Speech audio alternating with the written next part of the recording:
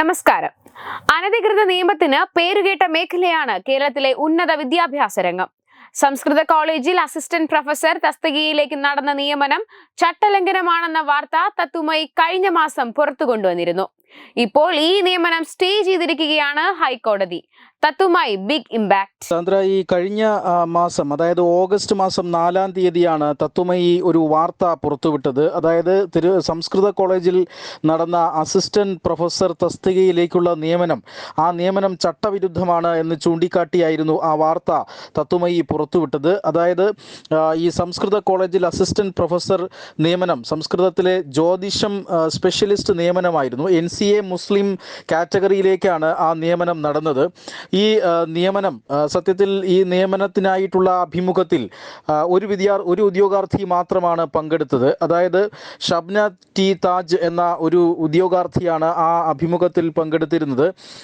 കഴിഞ്ഞ ജൂലൈ മാസം 3-ാം തീയതിയാണ് ഈ അഭിമുഖം നടന്നത്. ധൃതി പിടിച്ച് 18-ാം തീയതി തന്നെ ഇതിൻ്റെ റാങ്ക് ലിസ്റ്റ് വരികയും നിയമന നടപടിയുമായി മുന്നോട്ട് പോവുകയുമായിരുന്നു. ഈ അവസരത്തിലായിരുന്നു തത്തുമയുടെ ആ വാർത്ത വന്നത്. അതായത് ഈ സംസ്കൃതം ജ്യോതിഷം എന്നത് ഒരു സ്പെഷ്യലിസ്റ്റ് കോഴ്സാണ്, ഒരു സ്പെഷ്യലിസ്റ്റ് സബ്ജക്റ്റാണ്. അതുകൊണ്ട് തന്നെ 1994 സ്പെഷ്യൽ റൂൾ പ്രകാരം ഇത്തരത്തിലുള്ള വിഷയങ്ങളിലേക്ക് അല്ലെങ്കിൽ ബിരുദാനന്തര വിദ്യാർത്ഥികളെ പഠിപ്പിക്കുന്നതിനാണ് BA MA കോഴ്സുകളിലേക്ക് അധ്യാപക നിയമനം നടത്തുമ്പോൾ ബിരുദാനന്തര യോഗ്യത ഈ പ്രത്യേക സബ്ജക്റ്റിൽ ഉണ്ടായിരിക്കണം എന്നതാണ് ഈ സ്പെഷ്യൽ റൂൾ പറയുന്നത്.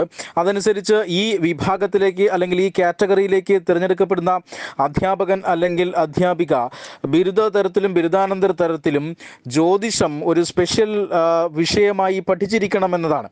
പക്ഷേ ഇപ്പോൾ ഈ നിയമനം നൽകിയിരിക്കുന്ന ഷബ്ന ടി താജ് എന്ന വ്യക്തി, എന്ന ഉദ്യോഗാർത്ഥി ബിരുദ തലത്തിൽ ജിയോളജിയും ബിരുദാനന്തര തലത്തിൽ സംസ്കൃതവും മാത്രമാണ് പഠിച്ചിട്ടുള്ളത്. ഈ സംസ്കൃതം എന്നത് ജനറൽ സംസ്കൃതം കോഴ്സാണ്. ഇതിൽ ജ്യോതിഷം ഒരു പാഠ്യവിഷയമേ അല്ല എന്നാണ് അന്ന് വിദഗ്ധർ പറഞ്ഞിരുന്നത്.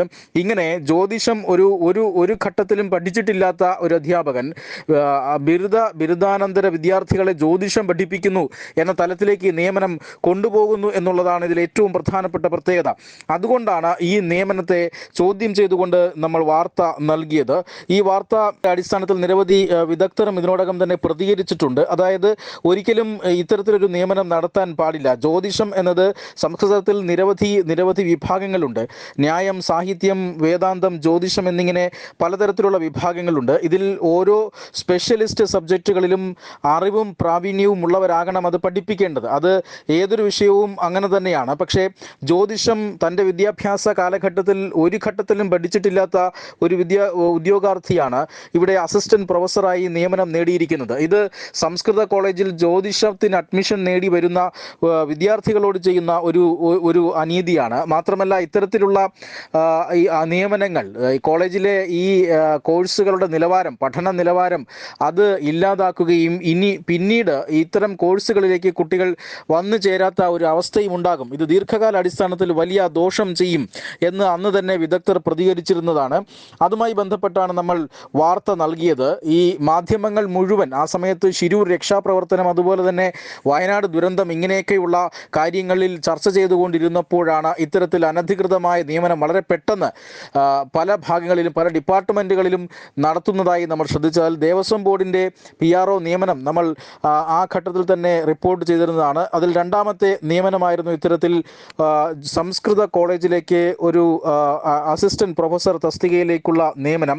ഇപ്പോൾ ഏറ്റവും പ്രധാനപ്പെട്ട വാർത്ത എന്നത് ഈ നിയമനം സ്റ്റേ ചെയ്തുകൊണ്ട് ബഹുമാനപ്പെട്ട ഹൈക്കോടതി ഉത്തരവായിരിക്കുന്നു എന്ന വാർത്തയാണ് ഇപ്പോൾ വരുന്നത്. ഹൈക്കോടതി ഒരു കൂട്ടം ഹർജികളാണ് ഈ നിയമനത്തിനെതിരെ പരിഗണിച്ചത്.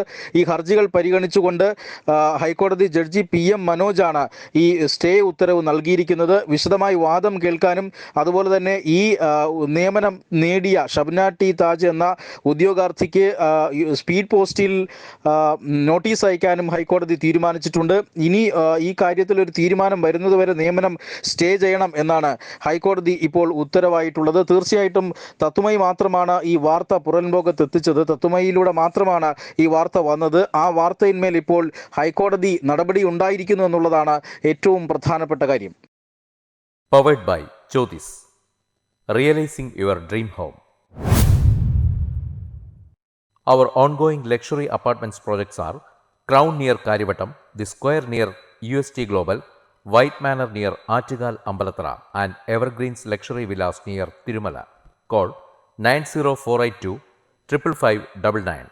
Chodis Building Promoters Private Limited, Thiruvananthapuram. Balaramapuram Sultana ജുവല്ലറിയുടെ ഓണം ഓഫർ. ഏതൊരു പർച്ചേസിനും ഓണപ്പുടവ സമ്മാനം, ഒപ്പം ഓണക്കിറ്റുകളും. 10 പവന് മുകളിലുള്ള വിവാഹ പർച്ചേസുകൾക്ക് പവന് 5000 രൂപയുടെ കിഴിവും, അതിന് താഴെയുള്ള വിവാഹ പർച്ചേസുകൾക്ക് 3000 രൂപയുടെ കിഴിവും, ഒപ്പം സ്വർണ്ണ നാണയങ്ങളും ഗൃഹോപകരണങ്ങളും സമ്മാനം. പഴയ 916 സ്വർണ്ണാഭരണങ്ങൾ മാറ്റി വാങ്ങുമ്പോൾ വിലയിലോ തൂക്കത്തിലോ വ്യത്യാസം വരാതെ പുതിയ ഡിസൈനിലുള്ള 916 HUID സ്വർണ്ണാഭരണങ്ങൾ മാറ്റി വാങ്ങാൻ സുവർണാവസരം. ഈ ഓണത്തിന് പതിവിലും വ്യത്യസ്തമായി അതിശയിപ്പിക്കുന്ന ഓഫറുകളും ഓണ സമ്മാനങ്ങളുമായി Sultana jewellery, main road, Balaramapuram.